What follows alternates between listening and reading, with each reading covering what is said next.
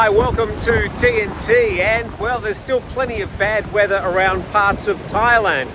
But today we've also got that 300 baht arrival tax, levy, whatever you want to call it, back in the news, would you believe? Also, a parent's worst nightmare, a baby swap. Plenty to talk about in today's TNT. So we do have plenty to talk about. I even got my hair wet doing that for you out there. But let's start with the Thai baht. BangkokPost.com reporting baht set to continue to rise.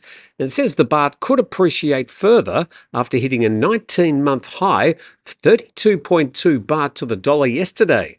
If the US Federal Reserve cuts interest rates deeper than 25 basis points, that's 0.25%, at its meeting this week, as falling US inflation could prompt the central bank to deliver an outsized rate cut. The Thai currency rose from Friday's close of 33.33 baht against the greenback as investors rushed to sell the dollar ahead of the Fed's meeting tomorrow. And meanwhile, gold prices surged to record highs yesterday, driven by a softer dollar and also expectations of a larger interest rate reduction by the Fed this week. And a chief market analyst at KCM Trade said the prospect of the Fed potentially wielding the axe by delivering a 50 basis point cut this week has sent gold and the dollar in opposite directions. So let's see what the Fed decides tomorrow US time, and then we can see what effect that might have on the movement of the Thai baht. Let's go to the floods and we'll head around the country and the region. A good summary from thepatianews.com, 13 provinces impacted by floods as heavy rain continues across Thailand. And it talks about the 24-hour rainfall before 7 a.m. yesterday. And it said the highest rainfall over the past 24 hours before then was recorded in Trat, 154, Ubon Ratchathani, Ranong, which is just north of where I live, Nan, Kanchanaburi, right around the country, in other words. And then it says Suphanburi, only 3 millimetres, obviously a typo there. And from September the 18th, that's tomorrow, up to the 21st, there's a monsoon trough which will move across the lower central, northeastern and eastern regions, leading to continuous heavy rainfall in central, Bangkok, east and south regions. And some areas may experience very heavy rain. And we certainly had that here yesterday. Also, warnings of rising water levels in the Mekong River, with increases expected in Chiang Rai, Loei, Nong Khai and Buan Kan, where water levels may increase 1.5 to 2.5 metres above the riverbanks. Let's head locally to my neck of the woods, making the headlines in nationthailand.com. Strong winds, heavy rain wreak havoc in Phang Nga, and powerful storm causes widespread damage in the Takua Pa district. Neighbouring provinces warned of bad weather until Thursday, and a powerful storm swept through a community in Phang Nga's Takua Pa district on Monday, uprooting trees, knocking over power poles and pulling up roofs on many homes. And very heavy downpours are expected to hit Ranong, Phang Nga, Krabi, Trang and Satun, and people should be careful of flash floods and runoffs during the period. Let's head south to Phuket. Thai PBS World saying Phuket flooded again yesterday following heavy downpour. And several roads in Phuket are underwater yesterday following heavy rainfall, which has caused flash floods and mudslides in mountainous areas, according to reports from the province. I was actually in Phuket yesterday, driving through appalling rain. Didn't actually encounter any floods in the areas I drove, but I was thinking about those people in Qatar, where just a few weeks ago that landslide had caused all that damage. I was thinking, what will all that extra rain do if I was living down below that particular mountain? Well, the second paragraph says, Ban Kata community, where 13 people died and 19 others were injured in recent mudslides, it's reported that rocks were washed down the Nakerd mountain by torrents of water. So since that earlier mudslide, there's now a gaping wound down that hill, and I imagine there's really nothing stopping more rocks and mud sliding down that hill when they do get a downpour. Obviously, a lot of care needs to be taken by the authorities. And this post from Calsot English talks about this. They've evacuated residents from high-risk areas due to continuous flash floods, fearing another landslide. For safety reasons, 17 people were located to the local temple in Karon. And in neighbouring Krabi province, a huge boulder fell from the mountain and is partially blocking a road in Krabi Yai sub-district. And in the southernmost border province of Satun, large areas in those districts listed are now inundated. So it was parts of the south's turn yesterday to get plenty of heavy rain. What about the mopping up north? And again from Calsot English on their Facebook page, the Nong Khai Chamber of Commerce, this is right up in the far north of northeast Thailand, estimated the economic losses due to the Mekong River overflowing and flooding 6 districts of Nong Khai province would be no less than 500 million baht. And the main tasks after the water recedes will be the restoration of buildings, houses, shops, mental health and the agricultural sector, which have suffered severe crop damage. Some stunning drone footage of the downtown area of Nong Khai. The sun is out, but still a lot of that water from the floods remains. Now, I should also mention that in neighbouring Myanmar, there's been some 200 people officially killed as a result of floods there. We imagine that the number could be much higher than that because of the situation in Myanmar at the moment. But also Shanghai yesterday was hit. We sort of showed a very quick video of an early approaching typhoon, but it certainly got worse during yesterday in Shanghai, China. And this is a result of Typhoon Babinka, and 400,000 people were evacuated.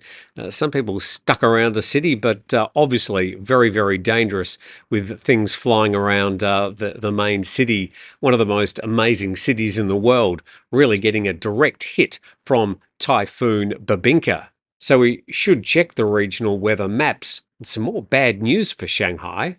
There's 3 systems to watch here. We've got Babinka now moving into China and obviously weakening, but we've got this approaching typhoon gathering strength, and it's probably 2 or 3 days away from Shanghai. It's called Pulasan, and also this one here in the South China Sea, moving from the northern Philippines and approaching Hainan Island and then the Vietnamese coast. That will also have quite an effect on the North Thailand weather in perhaps the next week.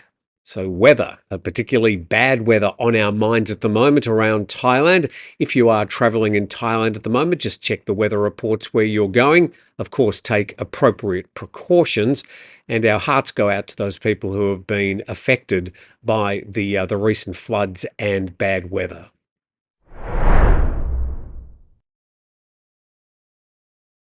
And we did have a bit of rain here earlier, but we've actually got sunshine at the moment, even though there's plenty of wind pouring in from the Andaman Sea. I'm sure there's more rain on the way. You recall, I don't know, maybe 2 years ago, they started talking about this 300 baht arrival tax. It was only going to be for foreigners, and they were probably going to exempt people living here on long-term visas. But the proposal kept on coming up and then being shelved, and they couldn't quite figure out how they were going to collect it. They were going to add it on to airline tickets for people arriving, but the airline said, no, we're not going to be your tax collectors. So the whole thing got bogged down in bureaucracy, and other things came to the top of the pile. But the tourist tax is back. We go to the BangkokPost.com. Minister aims to levy 300 baht tourism tax. And the new tourism minister, I think our third in the last year, aims to start collecting the 300 baht tourism tax after it was shelved during the previous administration led by the PM Sept Hawisin, while pledging to stimulate tourism revenue to reach at least 3 trillion baht this year.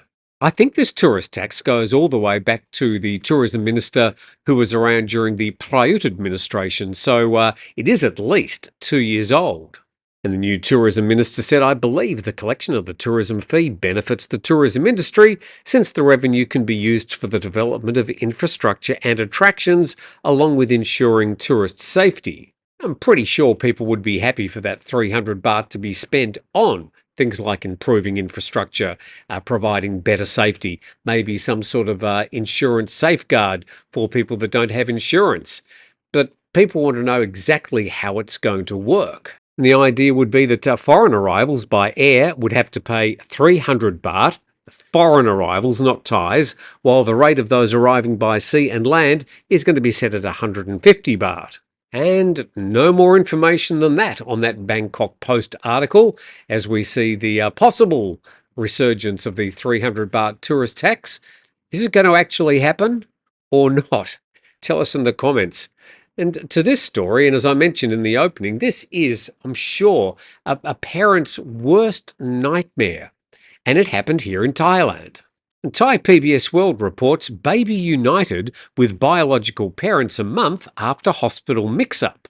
The story's certainly captured the imagination of a lot of Thai media. There's quite a few details, so let's start wading through it. The story says a baby Thai girl's been safely reunited with her biological parents after being mistakenly swapped with a baby from Myanmar for a month due to hospital staff negligence at Kratumban Hospital in Samut Sakhon.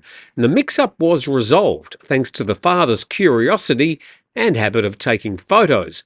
The hospital said that she had to be given, this is the baby, antibiotics for 7 days before the parents could visit her.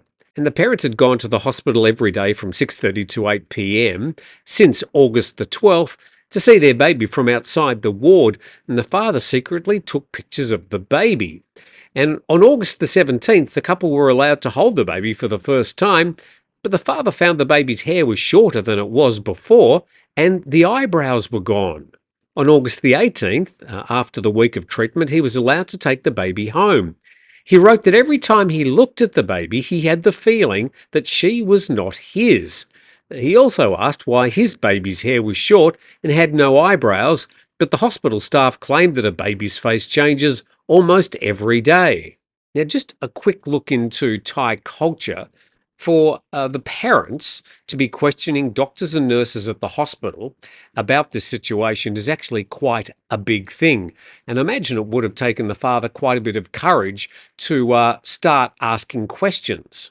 But eventually they got the baby tested, and it showed the baby had group B blood, and his blood was AB and his wife was group A. And the father said he was angry and felt sorry for his baby, and he demanded the hospital track down the biological daughter. And the baby was found eventually on August the 21st. The two families had blood tests which showed that the Myanmar family members have group B blood, which matched the baby in his care. Well, eventually, DNA tests released on September the 15th confirmed the baby mix-up, and the hospital agreed to take responsibility by granting the man's baby a privilege. Apparently, the privilege is that she won't have to queue up like other patients. And according to another article, the same rights have been offered to the Burmese baby as well. And further down there, the father demanded 200,000 baht in compensation from the hospital, which would be split equally between the two families. And with that, an invitation to subscribe to the channel if you enjoy a brief synopsis of the Thai news each day. Also acknowledging our sponsors, 5-Star Marine at 5starmarinephuket.com and Beach House Thailand. We'll see you tomorrow.